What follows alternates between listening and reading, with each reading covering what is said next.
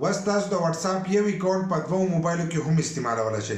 د دې نه مخکې ما یو ویډیو کړې د واتس اپ راتلونکي نوي اپډیټ په هغې کې ما تاسو ته ویلي وو چې په راروان وخت کې به تاسو د واتس اپ یو اکاونټ په دوه موبایلو کې استعمالولی شئ.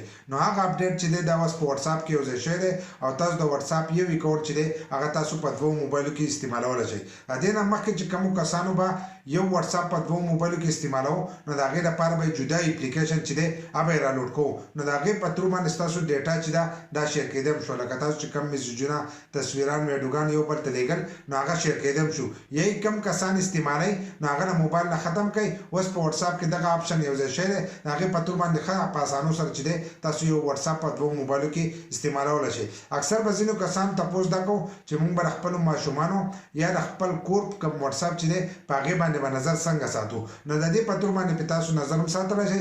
چا د ځان سره کولاو کوئ نو په دوه موبایلو کې به چلیږي. که هغو ته څوک میسیجونه کوي یا هغه چا ته میسیجونه کوي نو تاسو ته به دا میسیجونه چې دی هم به پته لګي. نو دا به څنګه د یو بل سره کنیکټ کوو دا دوه واتس اپ دا راته په دې ویډیو کې ښیم.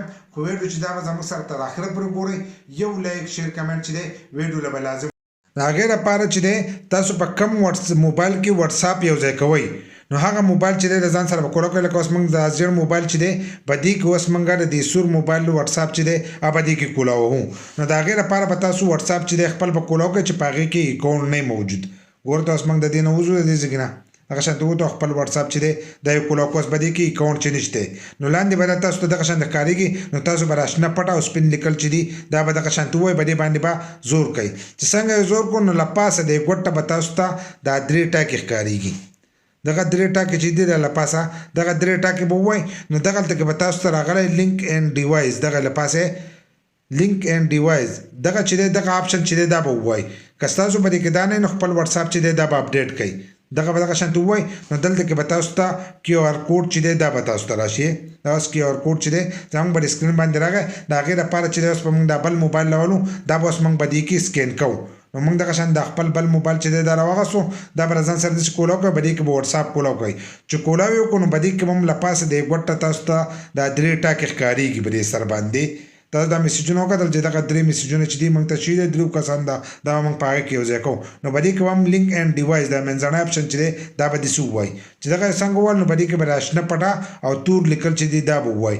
لینک ډیوایس چې دی دا به هم په دې کې ووایي دغه شانتې دا به په دې کې داسې ووایي او دا به له ځان سره کولاو کوئ.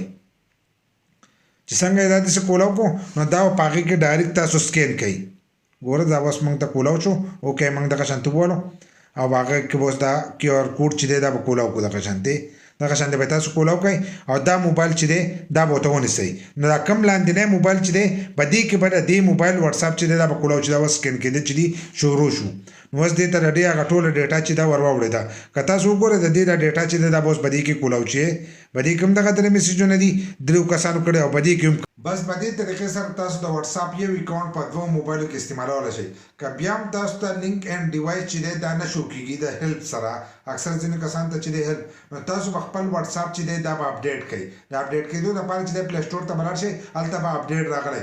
که بیا هم نه شو کېږي نو د دې یو بله طریقه هم ده خو په هغې باندې چې دا ویډیو ډېره زیاته اوږده کېدله نو که کوم کسانو ته نه شو کېږي نو راتلونکي ویډیو چې ده په هغې باندې به یې جوړه کړو. بیا ډېر په اسانو سره چې دی ستاسو په موبایل کې به هغه آپشن شو کېږي او هر یو کس چې دی خپل یو واتس اپ چې دی په دوه موبایلو کې بیا استعمالولی شي. که دا ویډیو مو خوښه شي نو یو لایک شیر کمنټ چې دی ویډیو له لازم ورکړه. د داسې نورو ویډیوګانو لپاره زموږ د فیسبوک پیج هم د ځان سره فالو کړئ او یوټیوب چینل چې دی هغه هم د ځان سره سبسکرایب کړئ.